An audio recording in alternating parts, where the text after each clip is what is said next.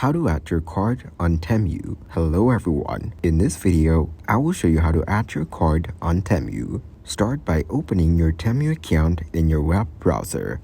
Once logged in, select the product you wish to purchase using your card. After selecting your desired product, choose the color and size options if applicable, then click on Add to Cart. Once added to your cart, proceed by clicking on Go to Cart. In your cart, click on Checkout. You will then be prompted to enter your shipping address for delivery. Next, when selecting your payment method, choose card as your preferred option. After selecting your card as the payment method, fill in all the necessary details as requested. Once done, click on Continue to Payment to finalize your purchase. Thank you guys for watching this video. Hope you got some value. Make sure to like the video and subscribe to the channel to get notified of new videos. See you in the next one.